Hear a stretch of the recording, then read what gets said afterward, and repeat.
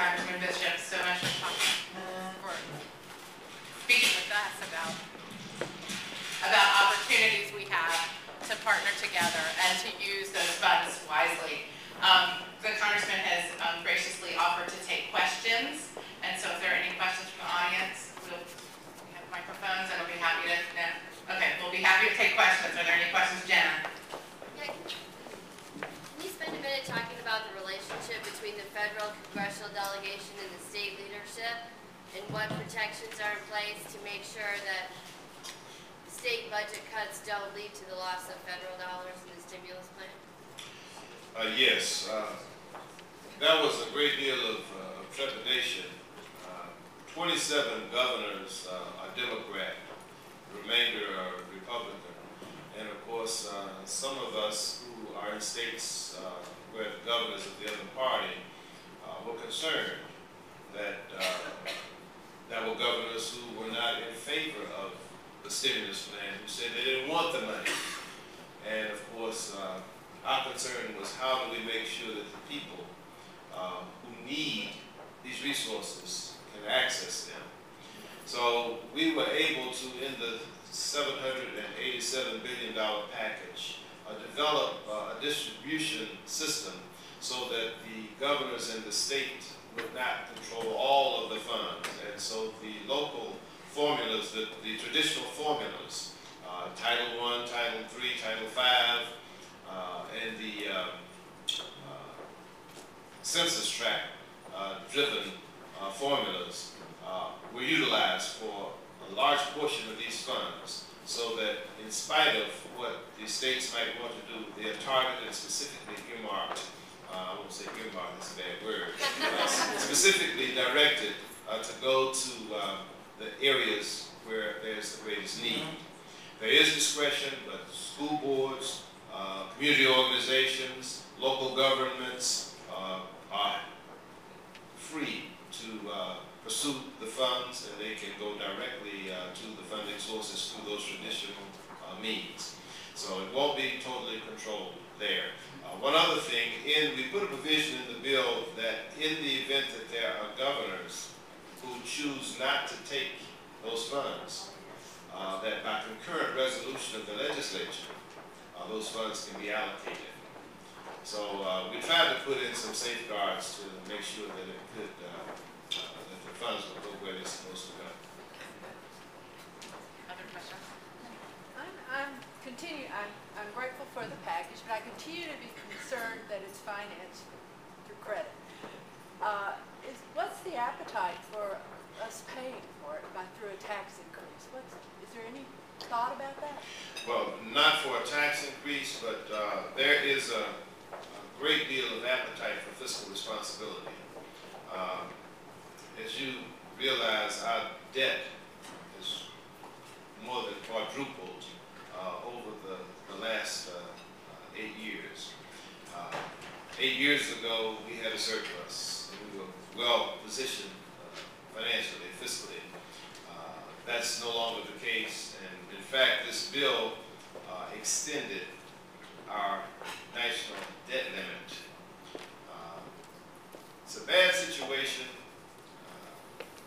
We're damned if we do, we're damned if we don't, but we've got to have an infusion of capital into our economy. Otherwise, we will continue to see the collapse that we've experienced over the last year. And the Democrat majority has put in place on the House side in our rules a pay-as-you-go plan, which is in our House rules, of course, which is as an exception to it for times of war and times of emergency. This is deemed to be a time of economic crisis and emergency, which is why those rules are waived in this instance. But as soon as we get the economy back on track, we will resume the pay-as-you-go. President Obama has also pledged that as soon as his recovery package gets implemented, he is going to convene a fiscal summit, a financial summit, where we will sit down, he will appoint a panel to sit down and invite the public to participate. and certainly members, I belong to the Blue Dog Coalition, which is a conservative Democratic coalition who believes in fiscal responsibility. He's going to invite us to participate in trying to get a handle on our mandatory spending programs, our entitlement programs, Social Security, Medicare, and Medicaid. So those are going to be tackled in short order as soon as we can get the economy back on track. Yes, ma'am. Congressman, thanks for your leadership and for being here today. Could you let us just shine a light on any conversations that happened with regard to the education cuts? I know there were a lot of negotiations that went on, and there was some pullback on, additional money, stimulus package for education. Can you shine a light on how that might play out in No Child Left Behind for opposition discussions? Yeah, what happened, in order to get the bill passed in the Senate, you got to reach the threshold of 60 votes, which is to break the cloture rule, so the debate can be ended and no filibuster can stop passage of the bill.